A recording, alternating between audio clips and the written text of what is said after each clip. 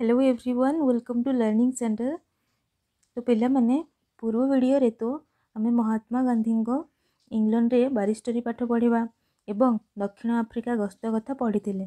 तेबे आजिकार वीडियो रे आमे तांको द्वारा संगठित प्रारंभिक स्तर आंदोलन गुड़िक संपर्क रे पढ़िबा।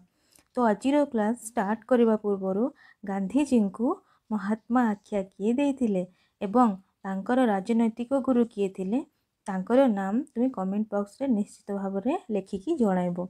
ताहले चलो आ डेरी न करी आजिर क्लास आरंभ करिबा।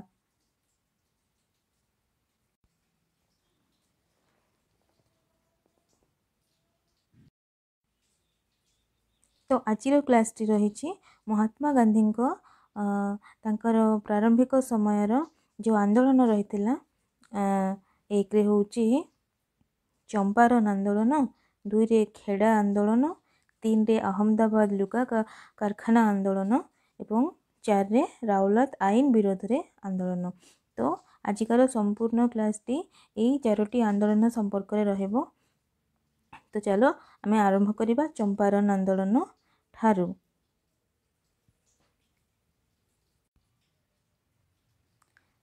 ताहले भारत रे गांधीजी द्वारा संगठित प्रथम आंदोलन थिला चंपारण आंदोलन। चंपारण आंदोलन जोटा कि महात्मा गांधीजी प्रथम आंदोलन थिला इंग्रेज विरोधी आंदोलन, जोटा कि संगठित होता बिहार राज्यर चंपारण जिले रे। बिहार राज्यर चंपारण जिले रे ताहले कहीं सेठारे आंदोलन होइथिला, कौन तार कारण थिला ताहा हमें जानिबा। पिला माने ये देखो बिहार राज्य ये बिहार राज्य रे ये चंपारण जिला ये लिखा है कि चंपारण एडा चंपारण जिला यही जिले रे ही महात्मा गांधी द्वारा कौन होता महात्मा गांधी द्वारा प्रथम आंदोलन संगठित होइथिला। तो घटना कौन थिला? घटना ये थिला कि बिहार चंपारण जिले में चाषी मानू जमीर 20 भागरू 3 भाग अंचल नील उत्पादन करने इंग्रेज वृक्षरोपणकारी द्वारा कौन कराउथिले ना बाध्य करा जाउथिले कि सेमाने सेठारे नील उत्पादन ही करिवे एवं सेमानंको द्वारा जो निर्धारित दर थिला इंग्रेज मानंको द्वारा जो निर्धारित दर थिला सेई अनुसार ही सेमानंको बिक्री करने को पड़ूला। जे निज जमी रे सेमाने बाध्य होउथिले नील उत्पादन करने पई अलगा किछि फसल उत्पादन करने परिवर्ते एवं जेहेतु तांकर चाहिदा अधिक थिला नील उत्पादन पई तो सेमाने बाध्य करूथिले एवं बाध्य करूथिले तत्सहित से कौन करथिले ना सेमाने दर मध्य निर्धारण करूथिले जे तो आमे तुम ठारू एतिकी दर रे ही ए जिनिस को बिक्री करिवु एवं भारतीय माने से जो चंपारण जिलार अधिवासी माने सेमाने बाध्य होउथिले तांको सही दर रे ही बिक्री करिवाकू एवं तांको छडा सेमाने अन्य काहाको मध्य बिक्री करि परिबे नाही, अलगा कोनोसी दर रे भी बिक्री करि परिबे नाही। तो एई जे व्यवस्था थिला याकू कोन कुहा जाउथिला याकू 3 काठिया व्यवस्था बोली कुहा जाउथिला। 3 काठिया व्यवस्था कौन ना इंग्रेज माने चंपारण अधिवासी मानू नील उत्पादन करने बाध्य करूथिले।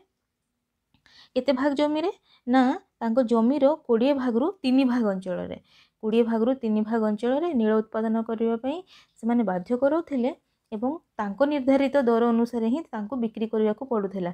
ए जो व्यवस्थाटी थिला याकू 3 काठिया व्यवस्था बोली कुहा जाउथिला। एवं धीरे धीरे कौन है ना तांको मध्य नीलर चाहिदा मध्य ह्रास पाइबाकू लागिला। तेबेले नीलर चाहिदा ह्रास पाइबाकू लागिला तो सेमाने कौन कले इंग्रेज माने सेमाने कहले कि तमे माने एबे निज जमी रे नील चाष करबा बाध्यतामूलक नुहे, तमे आउ तुमको बाध्य करा जीवनी जे तमे निज जमी रे केवल नील उत्पादन करिवो किंतु तुमको बाध्य करा जीवो नहीं सत किंतु सेथिपय कौन करिया पड़िवो ना से जमीर भड़ा वृद्धि करागला, अधिक भड़ा से माने आदाय करिवे, अनेक प्रकार बेआईन टिकस आदाय करागला। जो जमी रे से माने चाष करिवे से जमी को चाष करिवा परिवर्ते तांको अधिक परिमाण भड़ा वृद्धि करा जायथिला एवं बेआईन सब कर टिकस आदाय करा जाउथिला। तो जी भी यार प्रतिवाद करुथिला एक 3 काठिया व्यवस्था विरोध रे जी भी प्रतिवाद करुथिला तो से कौन होथिला ना विभिन्न प्रकार अत्याचार आउ शोषण शिकार होथिला। तो से समय रे राजकुमार शुक्ल नामक जड़े स्थानीय बासिंदा कहले से चंपारण जिलार जड़े सी बासिंदा राजकुमार शुक्ल सी कौन कले सी निमंत्रण कले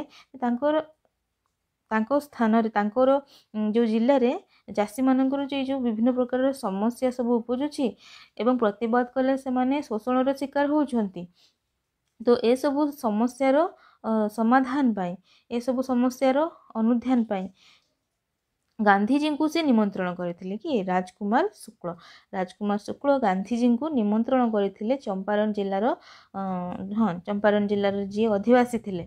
तो यही समस्यार अनुध्यान करने पाई गांधीजी मध्य चंपारण जिले में पहुँची थे। केबे एटा होता गांधीजी पहुँची थे जाइकी बिहार चंपारण 1917 मसीहा एप्रिल मासरे जाइकी से जो चंपारण जिलार सदर महकुमा था मोतीहारी ठारे से पहुँची थे। चंपारण जिलार सदर महकुमा मोतीहारी ठारे पहुँची थे 1917 एप्रिल। गांधीजी निजर किसी सहयोगी को नहीं सेठारे पहुँची थे। तो तांको मध्य सब किए थिले तांको मध्य थिले राजेंद्र प्रसाद, मुजाहर उल हक, महादेव देसाई, नरहरि पारिक, जेबी कृपालिनी ए समस्त गांधीजी सहयोगी थिले जो माने कि गांधीजी सहित मोतीहारी रे पहुँची थे। तो से समय रे चंपारण जिलार जी जिला अधिकारी से कौन कले ना गांधीजी आउ तांगो सहित जाइथिबा समस्त सहयोगी से तुरंत से जिला छाड़ी चली जावाई निर्देश देले। गांधीजी किंतु यही निर्देश प्रत्याख्यान करी जेकोसी दंड भोगिया को प्रस्तुत बोली घोषणा कले एवं से कौनसी भी उपाय चाषी मानकर हक प्रदान करने सेठारे छिड़ा हेले। तेणु अहिंसा उपाय अन्यायमूलक आईन अमान्य करने से भारत में एक नूतन प्रकार आंदोलन पद्धति भाव में उभाला।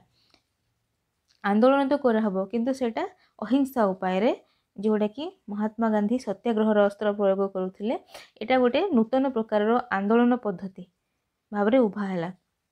प्रतिवाद करिवार एवं निजर दाबी निजर हक को पाइबार गोटे भिन्न धरणर पद्धति थिला अहिंसा उपाय आईन को अमान्य करवा। तो शेष में सरकार को मध्य मानिबा को पड़िला एवं गांधीजी को से चंपारण जिलार चाषी मान समस्या गुड़ी को अनुध्यान करने अनुमति देले। इंग्रेज सरकार बाध्य हेले गांधीजी को से समस्यार समाधान करने तांको से अनुमति देले कि आपण ए विषय अनुध्यान करंतु समस्या गुड़िकर अनुध्यान करंतु। तो यही विषय रे सरकार को द्वारा गठित कमिटी रे गांधीजी को एक सदस्य भाव में अंतर्भुक्त करागला। गांधीजी निजे अनुसंधान करी चाषी मान इंग्रेज मालिकों शोषण रक्षा करने निमंते आंदोलन करी सफल हेले। शेष में कौन है ना तीन काठिया व्यवस्थार उच्छेद है। तीन काठिया व्यवस्था उच्छेद है। तीन काठिया व्यवस्था कौन थिला से जे नील उत्पादन बाध्य होउतिले चाषी माने करिया पई एवं निर्धारित दर रे से माने बिक्री करुथिले। तो एवं जी चाहिदा ह्रास होबा परे जे चाष करिवोनी नील उत्पादन करिवोनी से अधिक कर देबो टिकस देबो अधिक भड़ा देबो ए प्रकार जो व्यवस्था थिला ताहा संपूर्ण भाव में उच्छेद हैला।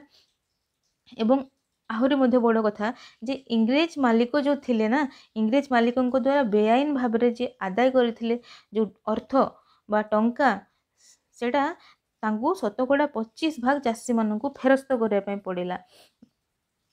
माने जहाँ भी से माने आदाय करथिले बेआईन भाव में सब अर्थ से अर्थर 25% अर्थात 100% 25% तांकू फेरस्त करने पड़ता जहाँकि बहुत बड़ सफलता मध्य थिला महात्मा गांधी पाई। आउ जानिच एक वर्ष मध्य से जो इंग्रेज वृक्षरोपणकारी माने थिले ना जो माने नील सब उत्पादन करने वृक्षरोपण करुथिले से माने गोटे वर्ष मध्य से अंचल छाड़ी ही चली जाइथिले। तेणु चंपारण आंदोलन गांधीजी नेतृत्व में भारतर प्रथम सफल अहिंसा आंदोलन थिला। याको मन रखिबा कि भारतर प्रथम सफल अहिंसा आंदोलन कौन थिला जोड़ा गांधीजी नेतृत्व में होइतिला सेटा थिला चंपारण आंदोलन। तापरे रही खेड़ा आंदोलन। ଖେଡ଼ା ଆନ୍ଦୋଳନଟା କେଉଁଠାରେ ସଂଗଠିତ ହୋଇଥିଲା ନା ଖେଡ଼ା ଆନ୍ଦୋଳନ ହୋଇଥିଲା ଗୁଜୁରାଟ ରାଜ୍ୟରେ ଖେଡ଼ା ନାମକ ଜିଲ୍ଲାରେ। ଏଇ ଦେଖ ଗୁଜୁରାଟରେ ଇଏ ହେଉଛି ଖେଡ଼ା ବୋଲି ଗୋଟେ ଜାଗା ଯେଉଁଠାରେ କି ଖେଡ଼ା ଆନ୍ଦୋଳନ ସଂଗଠିତ ହେଇଥିଲା। ଏଇଟା ହେଇଥିଲା କେବେ ନା 1918ରେ 1918ରେ ଏଇଟା ସଂଗଠିତ ହେଇଥିଲା।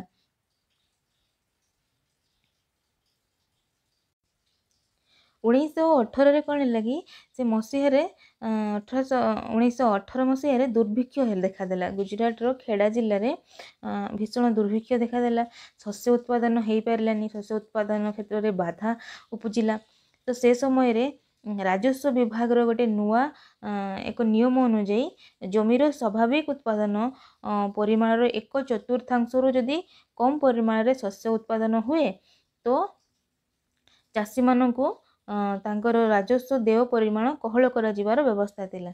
ଏଟା ନିୟମ ଥିଲା କି ଯଦି ଶସ୍ୟ ଉତ୍ପାଦନ ବାଧାପ୍ରାପ୍ତ ହୁଏ ଏବଂ ସ୍ୱାଭାବିକ ଉତ୍ପାଦନ ଯେତିକି ଜମିରେ ଉତ୍ପାଦନ ହେବା କଥା ସେତିକି ସେ ପରିମାଣର ଯଦି 4 ଭାଗରୁ 1 ଭାଗରୁ ବି ମଧ୍ୟ କମ୍ ହୁଏ ତାହେଲେ କ'ଣ କରିବାକୁ ପଡ଼ୁଥିଲା ନା ସେମାନେ ଯେଉଁ ରାଜସ୍ୱ ଦେଉଥିଲେ, କର ଦେଉଥିଲେ, ତାକୁ କୋହଳ କରାଯିବାର ବ୍ୟବସ୍ଥା ଥିଲା।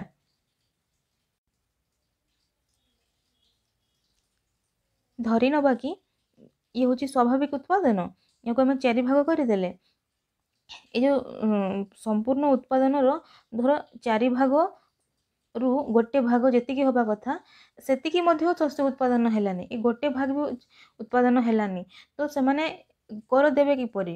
ତାଙ୍କର ସ୍ୱାଭାବିକ ଉତ୍ପାଦନର ଏତେ ପରିମାଣ ଯଦି କମ୍ ହେଇଯାଏ କୌଣସି ବି ପ୍ରାକୃତିକ ବିପର୍ଯ୍ୟୟ ଯୋଗୁଁ, ଦୁର୍ଭିକ୍ଷ ଯୋଗୁଁ, ତ ସେମାନେ କର ଦେବା ପାଇଁ ସକ୍ଷମ ହିଁ ହେବେ ନାହିଁ। ତେଣୁ କ'ଣ ଥିଲା ନା ସେ କରର ଦେୟ ଯାହା ଥିଲା ତାର ପରିମାଣରେ କୋହଳ କରାଯିବାର ବ୍ୟବସ୍ଥା ଥିଲା କି ସେମାନେ କମ୍ ପରିମାଣର ଦେବେ କି ତାହା ନଦେଲେ ମଧ୍ୟ ଚଳିବ, ଏ ପ୍ରକାରର ବ୍ୟବସ୍ଥା ଥିଲା। କିନ୍ତୁ ସେ ବର୍ଷ କ'ଣ ହେଇଥିଲା ନା ଖେଡ଼ା ଚାଷୀମାନଙ୍କୁ ଇଂରେଜ କର୍ମଚାରୀମାନେ ସମ୍ପୂର୍ଣ୍ଣ ରାଜସ୍ୱ ଭରଣା କରିବାକୁ ବାଧ୍ୟ କରିଥିଲେ। ସେମାନେ କହିଲେ କି ତମମାନଙ୍କୁ ଆଉ ତାହା ନିୟମ ଥିଲେ ସୁଦ୍ଧା ଯେଉଁ ରାଜସ୍ୱ ଦେୟର ପରିମାଣ କୋହଳ କରିବାର ନିୟମ ଥିଲେ ସୁଦ୍ଧା ଇଂରେଜ କର୍ମଚାରୀମାନେ କ'ଣ କଲେ ନା ଇଂରେଜ କର୍ମଚାରୀମାନେ ସମ୍ପୂର୍ଣ୍ଣ ରାଜସ୍ୱ ଭରଣା କରିବାକୁ ବାଧ୍ୟ କଲେ। ତ ଗାନ୍ଧିଜୀ ଯିଏକି ଗୁଜୁରାଟ ରାଜ୍ୟର ଅଧିବାସୀ ଥିଲେ, ତେଣୁ ଏହା ବିରୋଧରେ ସେ ସତ୍ୟାଗ୍ରହ କରିବାକୁ ଚାଷୀମାନଙ୍କୁ ସଂଗଠିତ କରିଥିଲେ। ଖେଡ଼ା ଜିଲ୍ଲାଟି ସେଇ ଗୁଜୁରାଟରେ ଅବସ୍ଥିତ। ତ ଚାଷୀମାନଙ୍କୁ ସେ ଏକାଠି କଲେ। ଚାଷୀମାନେ ଖଜଣା ଦେୟକୁ ପ୍ରତ୍ୟାଖ୍ୟାନ କଲେ। ସେମାନେ ସମ୍ପୂର୍ଣ୍ଣ ମନା କରିଦେଲେ କି ଆମେ ଖଜଣା ଦେବା ନାହିଁ ଏବଂ ଏଥିପାଇଁ ଯେକୌଣସି ପରିଣାମ ଭୋଗିବାକୁ ପ୍ରସ୍ତୁତ ହେଇଗଲେ। ଶେଷରେ ଇଂରେଜ ସରକାର କ'ଣ କଲେ? ଇଂରେଜ ସରକାର ବାଧ୍ୟତାମୂଳକ ରାଜସ୍ୱ ଆଦାୟରୁ ନିବୃତ୍ତ ହେଲେ। ଏକ ଗୁପ୍ତ ନିର୍ଦ୍ଦେଶନାମା ଜାରି କରି କେବଳ ସାମର୍ଥ୍ୟ ଥିବା ଚାଷୀମାନଙ୍କ ଠାରୁ ଅର୍ଥାତ୍ ଯେଉଁ ଚାଷୀମାନେ ଦେଇପାରିବେ ସେମାନଙ୍କ ଠାରୁ ହିଁ ଏହା ଆଦାୟ କରାଯିବ ବୋଲି ଏକ ଗୁପ୍ତ ନିର୍ଦ୍ଦେଶନାମା ଜାରି କରାଗଲା। ଏବଂ ଏହି ଆନ୍ଦୋଳନ କହିଲେ ଖେଡ଼ା ଆନ୍ଦୋଳନରେ ଇନ୍ଦୁଲାଲ ଜାଗି ଇଏ ଗାନ୍ଧିଜୀଙ୍କର ଜଣେ ମୁଖ୍ୟ ସହଯୋଗୀ ଥିଲେ। ତାକୁ ମନେ ରଖିବା, ଖେଡ଼ା ଆନ୍ଦୋଳନରେ ଗାନ୍ଧିଜୀଙ୍କର ମୁଖ୍ୟ ସହଯୋଗୀ ଥିଲେ ଇନ୍ଦୁଲାଲ ଜାଗି। ତ ଆନ୍ଦୋଳନର ସଫଳତାରେ ସେ ଗଭୀର ଭାବରେ ପ୍ରଭାବିତ ହୋଇ ଖେଡ଼ା ଜିଲ୍ଲାର ଅଧିବାସୀ ତଥା ଅହମ୍ମଦାବାଦର ଆଇନଜୀବୀ ସର୍ଦ୍ଦାର ବଲ୍ଲଭ ଭାଇ ପଟେଲ ଗାନ୍ଧିଜୀଙ୍କର ଜଣେ ପ୍ରଧାନ ଅନୁଗାମୀ ହୋଇଗଲେ। କିଏ? ସର୍ଦ୍ଦାର ବଲ୍ଲଭ ଭାଇ ପଟେଲ, ଯାହାକୁ କି ଲୌହ ମାନବ ବୋଲି ମଧ୍ୟ କୁହାଯାଏ। ସର୍ଦ୍ଦାର ବଲ୍ଲଭ ଭାଇ ପଟେଲ ଯିଏ ଖେଡ଼ା ଜିଲ୍ଲାର ଅଧିବାସୀ ମଧ୍ୟ ଥିଲେ, ସିଏ ଏବଂ ଆଇନଜୀବୀ ମଧ୍ୟ ଥିଲେ, ସେ ଜଣେ ମହାତ୍ମା ଗାନ୍ଧୀଙ୍କର ପ୍ରଧାନ ଅନୁଗାମୀ ହୋଇଗଲେ। କାରଣ ମହାତ୍ମା ଗାନ୍ଧୀ କ'ଣ କରୁଥିଲେ କି ଯେଉଁମାନେ ନିଜର ହକ୍ ପାଇବା ପାଇଁ ଲଢ଼େଇ କରୁଥିଲେ ଏବଂ ଲଢ଼େଇ କରିବା ଦ୍ୱାରା ସେମାନଙ୍କୁ ବିଭିନ୍ନ ଅତ୍ୟାଚାର, ଶୋଷଣ ଏସବୁ ଜିନିଷର ଶିକାର ହେବାକୁ ପଡ଼ୁଥିଲା, ତାଙ୍କ ସାଙ୍ଗରେ ଛିଡ଼ା ହୋଇକି ଅହିଂସାମୂଳକ ନୀତି ଅବଲମ୍ବନ କରିକି ନିଜର ହକ୍କୁ ସେମାନେ ତାଙ୍କୁ ଦେଉଥିଲେ। ତ ଏଇ ଯେଉଁ ଛୋଟ छोट छोट तो कहीपरि कारण जो मैंने चाषी श्रेणी थे मूलिया गोष्ठी थे जो मैंने कि दिन मजुरिया श्रेणी थे से सहित महात्मा गांधी छिड़ा ही तांकर हक पर लड़ाई करुले तो ये तो निजर कौन स्वार्थ नाला निजर देशवासी जो आत्म उत्सर्ग थिला ता द्वारा अनुप्राणित होई सरदार वल्लभ भाई पटेल मध्य तांकर अनुगामी हो गले। तापर रही ये गला कौन खेड़ा आंदोलन जोटा कि गुजरात राज्यर खेड़ा जिले में एटा 1918 एटा हेतिला एवं तापरे आमे देखिबा अहमदाबाद लुगा कारखाना आंदोलन। अहमदाबाद लुगा कारखाना आंदोलन अहमदाबाद मध्य गुजरात राज्य ही अवस्थित पिला माने गुजरात रो अहमदाबाद थारे लुगा कारखाना आंदोलन करे तुम बुझी पारुथिबो सेटा लुगा कारखाना उपरे ही एवं से कारखाना रे जो श्रमिक थिले तांको पाई कि ही ए आंदोलन तांको तांकर दाबी पाई तांकर हक पाई आंदोलन हेतिला। तो ताको देखिबा से समय पिला माने जो मूषा मान द्वारा प्लेग रोग व्यापुला यहाँ महामारी रूप नहीं जाऊला। तो लुगा कल गुड़िक जो कम करुले श्रमिक मैंने से श्रमिक मैंने से माने गोटे स्वतंत्र प्रकार भत्ता पाउथिले ताको कहउतला प्लेग बोनस। जेतेबेले प्लेग महामारी व्यापुला प्लेग महामारी पाई श्रमिक माननकु गोटे स्वतंत्र भत्ता दिया जाउथिला ताको कहउतला कि प्लेग बोनस। एवं ये प्लेग बोनस को इंग्रेज माने कौन कले जो इंग्रेज मालिक माने थिले से माने प्रत्याहार करिनेले। तो ये समय श्रमिक आउ मालिक मानक मध्य कलहर सूत्रपात होता कारण से माने महामारी समय भत्ता पाइबा पई से माने योग्य थिबा सत्वे से जिनसटी मिल पार नथिला तांकर हक मिल पार नथिला। तो श्रमिक और मालिक मानक मध्य कौन है ना कलह सृष्टि हो गला। तो सेतेबेले इंग्रेज जिलापाल कौन कले इंग्रेज जिलापाल जी थिले सेठी अहमदाबाद सी गांधीजी को अनुरोध कले एवं से कलह ये श्रमिक मालिक मध्य जो कलह से हस्तक्षेप करंतु बोलिकी सी गांधीजी को अनुरोध करथिले एवं सेथिपई एक ट्रिब्यूनल मध्य गठन करा जायतिला। आउ से ट्रिब्यूनल जहाँ निष्पत्ति बाहर के आसिला ताको ग्रहण करने को उभय पक्ष श्रमिक और मालिक मानू राजी करा जायतिला किंतु मालिक माने एथिरु ओहरी गले से निष्पत्ति ओहरी गले एवं श्रमिक मजूरी 20 भाग वृद्धि घोषणा कले। तांकर मजूरी जेतिकी थिला तार 20 भाग वृद्धि करने पे से माने राजी हेले। श्रमिक मानक जी मजूरी जी प्राप्य तार 20 भाग वृद्धि करा जीवो बोली की घोषणा कले। ओहरी जाइकी निष्पत्ति ओहरी जाइकी से एटा घोषणा कले 20 भाग वृद्धि करा जीवो बोली की किंतु अहमदाबाद कारखाना श्रमिक मानक शतकड़ा 35 भाग मजूरी वृद्धि दाबी प्रत्याख्यान करा जायतिला। अर्थात से मानकु अधिक जो श्रमिक मानक जी मजूरी रही तार 35 भाग मजूरी वृद्धि करने निष्पत्ति नि जाइतिला 35 भाग किंतु से माने सेतिर ओहरी जाई 20 भाग वृद्धि घोषणा करथिले एवं 35 भाग मजूरी वृद्धि दाबी को से माने प्रत्याख्यान करथिले कि मालिक माने। तो मालिक मानक विरोध में गांधीजी कौन कले श्रमिक मानक अहिंसा आंदोलन करने प्रवर्ताई एवं निजे तार नेतृत्व नहीं श्रमिक मानकर नेतृत्व से नहीं दाबी पूरण पर्यंत अनशन चालू रखिए बोली घोषणा करी से श्रमिक मानक सपक्ष में अनशन आरंभ करदे अनशन करवा आरंभ करदे अर्थात कौन सी खाद्य पेय ग्रहण कले नहीं एवं सेठारे अहिंसा उपाय आंदोलन को जारी रखिले। यह श्रमिक मान को दृढ़ भाव में संगठित करी समग्र भारतर दृष्टि आकर्षण कला। परिशेष कौन है पिला माने एथिरे कारखाना मालिक माने भयभीत हो गले। कारखाना मालिक माने भयभीत हेले एवं मालिक माने कौन कले ना श्रमिक मानक मजूरी को 35 भाग वृद्धि करने सम्मति प्रदान कले। यह द्वारा गांधीजी जनसाधारण मन में सत्याग्रह प्रति आग्रह श्रद्धा और सम्मान आनी देथिले। ताहले ये जो 3टी आंदोलन थिला आंचलिक आंदोलन ये आंदोलन रे महात्मा गांधी तांकर प्रमुख अस्त्र थिला कौन सत्याग्रह सत्य प्रति आग्रह। तेणु से जो से जो सत्य एवं अहिंसार अस्त्र प्रयोग करथिले ना ता द्वारा सी धीरे धीरे कौन ना भारत में तांको आंदोलन तीनोटी जाक जो आंदोलन थिला चंपारण आंदोलन खेड़ा आंदोलन एवं अहमदाबाद जो लुगा कारखाना आंदोलन ए तीनोटी सारा आंदोलन सफल ही मध्य हेतिला कौन सत्य एवं अहिंसा उपाय रे तेणु तांकू सारा भारत रे गोटे प्रकार प्रसिद्धि आनी देथिला एवं या परे सी जातीय स्तर आंदोलन करिया पई आगु को आसीथिले तो देखिबा हमें तापरे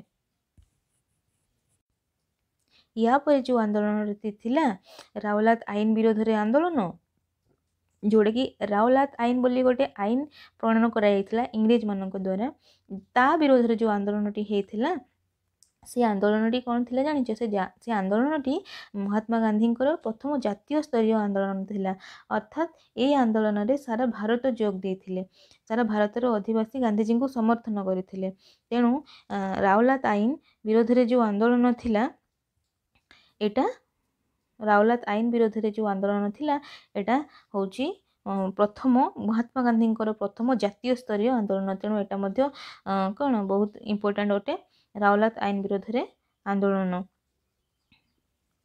चंपारण खेड़ा आउ अहमदाबाद रे संगठित आंचलिक आंदोलन गुड़िकर सफलता गांधीजी नेतृत्व प्रति जनसाधारण मन में आस्था वृद्धि कला एवं लोक मानक एमती लगिला कि कौन भी समस्या होची तो महात्मा गांधी को जदि तार समस्या गुड़ी को अनुधान करने अनुरोध करा जाए बा तांको द्वारा से समस्यार निश्चित भाव में समाधान हो पार एमितिका आस्था एमितिका विश्वास भरोसा लोक मैंने करने को लगिले महात्मा गांधी को प्रति मन में आस्था वृद्धि है तेणु समग्र भारतर जनसाधारण निकट में अधिक परिचित कराइला कौन चंपारण खेड़ा और अहमदाबाद रे संगठित आंदोलन सब से सारा भारत में वर्तमान परिचित हो गले यापर से जातीय स्तर आंदोलन करने को आरंभ कले ब्रिटिश शासन विरोध में केतेक आंदोलन संगठित करने से आग्रह प्रकाश करते जातीय स्तर में 1919 ख्रीष्टाब्द में इंग्रेज सरकार द्वारा प्रणीत रावलात आईन विरोध में आंदोलन थिला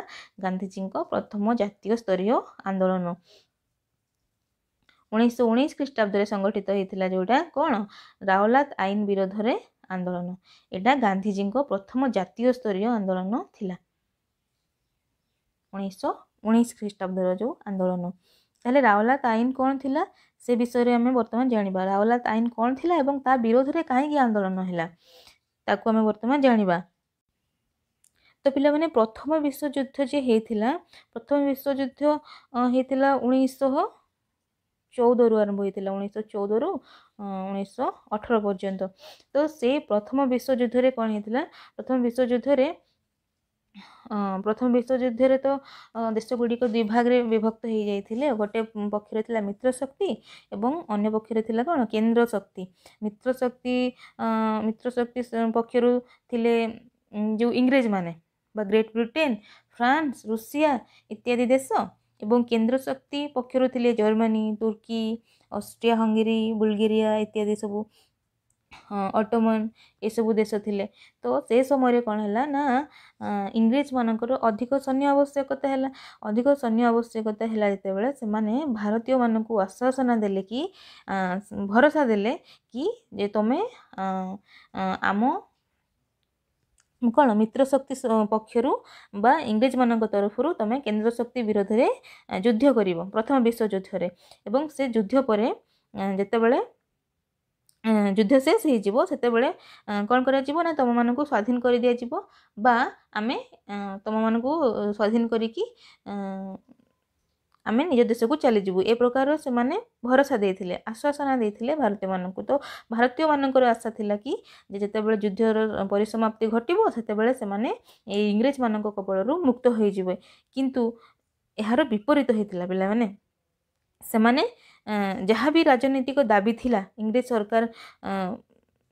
सरकार को निकट रे भारतीय मानकर से दाबी गुडी को पूरण करिया परिवर्ते से कौन संपूर्ण भाव में भारतीय मानक निराश होगा पड़ता कौन भी दाबी से माने मानि नथिले एवं ता द्वारा कौन गोटे प्रकार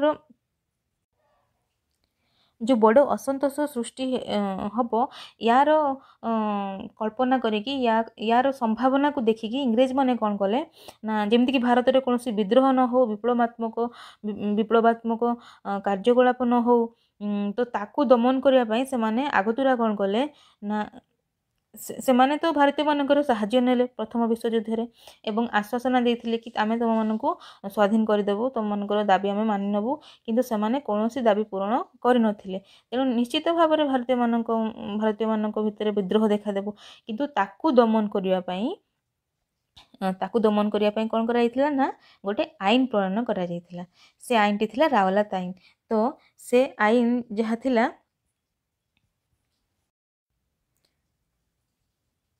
तो ए आईन बल कौन है ना इंग्रेज सरकार जेकोसी भारतीय को गिरफ करी बिना विचार रे कारादंड रे दंडित करें एभलिया व्यवस्था करागला। राओलात आईन बल इंग्रेज सरकार कौन करें इंग्रेज सरकार जेकोसी भारतीय को गिरफ करके बिना विचार रे कारादंड रे दंडित करें अर्थात जदिओ तांको गिरफ करा जाउछि से दोषी कि निर्दोष ए कथार विचार न होई मध्य तांको जेल दंडादेश करा जाय पारिबो ए प्रकार व्यवस्था रहिला राओलात आईन रे। तो या द्वारा कौन है या द्वारा जनसाधारण स्वाधीनता क्षुण्ण है अधिकार क्षुण्ण है। तो 1919 फेब्रुआरी रे गांधीजी एक सत्याग्रह कमिटी गठन कले एवं यार सभ्य माननकु एही आईन को अमान्य करिबा पई तथा यह विरोध रे सत्य और अहिंसा भित्तिक आंदोलन करिबा पई प्रवर्ताइथिले। ब्रिटिश व्यवस्थापक सभा भारतीय सभ्य मान जो थिले से माने तो प्रबल विरोध करथिले ए राओलात आईन विरोध रे, किंतु सरकारी सभ्य जो थिले सेमानकर संख्या गरिष्ठता अधिक थिला।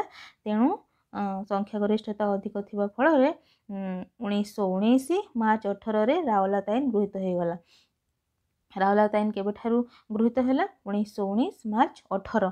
तो ए आईन बल कौन जेकोसी भारतीय को इंग्रेज सरकार जेकोसी समय गिरफ करी बिना विचार जेल दंडादेश करें ए प्रकार गोटे आईन गृहीत हो गला। तो निश्चित भाव में गांधीजी कौन कले यापर यही आईन विरोध में एक गण सत्याग्रह करने आरंभ करदे एवं सारा देशवासी को से आह्वान कले। गांधीजी को गण आईन मान्य आंदोलन थिला जोटा थिला सेटा हिंसात्मक दिगरे गति करें बोली आशंका करथिले श्रीमती आनी बेसांत एवं से गांधीजी को विरोध मध्य करथिले कि समग्र देशवासी को जदि आह्वान करा जाए ये आईन विरोध में आंदोलन करने को तो निश्चित भाव में हिंसात्मक कार्यकलाप सब घटिबो। तेणु तांको विरोध मध्य करथिले गांधीजी को। तांको व्यतीत दीन्स एदुलजी वाचा, सुरेंद्रनाथ बनर्जी, तेज बहादुर सप्रू, श्रीनिवास शास्त्री एभली नेतागण मध्य गांधीजी सत्याग्रह को विरोध करथिले कि कौनसी प्रकार हिंसात्मक कार्यकलाप हम हिंसाकांड हम। तेणु ए प्रकार सत्याग्रह को से विरोध करथिले। समग्र भारत में गोटे दिन पर हड़ताल पालन हो बोलिकी गांधीजी देशवासी को परामर्श देते। सरकार को नीतिर प्रतिवाद स्वरूप सबु प्रकार कार्य को बंद कर उपवास और प्रार्थना द्वारा 1919 एप्रिल 6 तारीख दिन देशव्यापी हड़ताल पालन करागला। ताले 1919 मार्च 18 रे जो राओलात आईन टी गृहीत होता तार विरोध में एप्रिल 6 तारीख दिन 1919 एप्रिल 6 तारीख दिन माने देशव्यापी हड़ताल पालन करा जायतिला। देशर प्रत्येक अंचल रे महात्मा गांधी को ए आह्वान को स्वीकार करिकी लोक माने हड़ताल पालन करथिले। पुणी कौन करागला ना से महात्मा गांधी को 1919 एप्रिल 9 तारीख रे ताको गिरफ करी छाड़ी दिया जायतिला। 1919 एप्रिल 9 तारीख रे ताको गिरफ करी छाड़ी दिया गला। गांधीजी को गिरफ संवाद देशर विभिन्न स्थान रे जनसाधारण को गंडगोल करने पे उत्तेजित कला जे ये जड़े बर्तमान कौन हो सारी ना जातीय स्तर नेतृवृंद हो सारी। तेणु तांकु पसंद करने लोक तांकर अनुगामी संख्या सब वृद्धि पाई। तेणु जितेबाला गांधीजी को गिरफ करागला तो सेटा जनता मध्य अत्यंत विद्रोह भाव उत्पन्न करथिला। तेणु गंडगोल करने परिस्थिति सब सृष्टि होता। यही आंदोलन दिल्ली, कोलकाता, मुंबई, अहमदाबाद, लाहौर, अमृतसर रे प्रचंड रूप धारण करथिला। ତେଣୁ ଯେତେ ସବୁ ବଡ଼ ବଡ଼ ସହର ଥିଲା ଦିଲ୍ଲୀ, କୋଲକାତା, ମୁମ୍ବାଇ, ଅହମ୍ମଦାବାଦ, ଲାହୋର, ଅମୃତସର, ତ ସେ ସବୁ ଅଞ୍ଚଳରେ ଏ ଯେଉଁ ଗଣ୍ଡଗୋଳଟି ଯେଉଁ ଲୋକମାନଙ୍କର ଯେଉଁ ଉତ୍ତେଜିତ ଭାବନା ସେଇଟା ପ୍ରଚଣ୍ଡ ରୂପ ଧାରଣ କରିଥିଲା। ତ ପିଲାମାନେ ଇଏ ତ ଥିଲା ଆଜିର କ୍ଲାସ୍, ଯାହା ରହିଥିଲା ମହାତ୍ମା ଗାନ୍ଧୀଙ୍କ ଦ୍ୱାରା ସଂଗଠିତ ଚମ୍ପାରଣ ଆନ୍ଦୋଳନ, ଖେଡ଼ା ଆନ୍ଦୋଳନ, ଅହମ୍ମଦାବାଦ ଲୁଗା କାରଖାନା ଆନ୍ଦୋଳନ ଏବଂ ରାଓଲାତ ଆଇନ ବିରୋଧରେ ଆନ୍ଦୋଳନ। ଚମ୍ପାରଣ ଆନ୍ଦୋଳନ ଥିଲା ମହାତ୍ମା ଗାନ୍ଧୀଙ୍କ ଦ୍ୱାରା ପ୍ରଥମ ଅହିଂସା ଆନ୍ଦୋଳନ ଏବଂ ରାଓଲାତ ଆଇନ ବିରୋଧରେ ଯେଉଁ ଆନ୍ଦୋଳନ ଥିଲା ସେ ଆନ୍ଦୋଳନଟି ଥିଲା ମହାତ୍ମା ଗାନ୍ଧୀଙ୍କ ପ୍ରଥମ ଜାତୀୟ ସ୍ତରୀୟ ଆନ୍ଦୋଳନ। ତ ଆମେ ପରବର୍ତ୍ତୀ ଭିଡ଼ିଓ ମାଧ୍ୟମରେ ଏଇ ଯେଉଁ ରହିଛି ମହାତ୍ମା ଗାନ୍ଧୀଙ୍କ ଆବିର୍ଭାବ ଜାତୀୟ ଭାରତୀୟ ଜାତୀୟ ଆନ୍ଦୋଳନରେ ଗାନ୍ଧୀଜୀଙ୍କ ଆବିର୍ଭାବର ଯେଉଁ ଏଇଟା ଥିଲା ପାର୍ଟ 2, ପାର୍ଟ 3ରେ ଆମେ ଦେଖିବା କି ଜାଲିଆନାୱାଲାବାଗ ହତ୍ୟାକାଣ୍ଡ ସମ୍ପର୍କରେ ସେ କ୍ଲାସ୍ଟି ରହିବ। ତ ଆଶା କରୁଛି ଆଜିର ଭିଡ଼ିଓ ତୁମମାନଙ୍କୁ ନିଶ୍ଚିତ ବୋଧଗମ୍ୟ ହୋଇଥିବ ଏବଂ ନିଶ୍ଚିତ ଭାବରେ ଯେଉଁ ଆନ୍ଦୋଳନ ଗୁଡ଼ିକ ଥିଲା ସେ ସମ୍ପର୍କରେ ତୁମେମାନେ ନିଶ୍ଚିତ ବୁଝିପାରିଥିବ। ତ ତାହେଲେ ଆଜିର କ୍ଲାସ୍କୁ ଏଇଠି ଶେଷ କରିବା। ଧନ୍ୟବାଦ।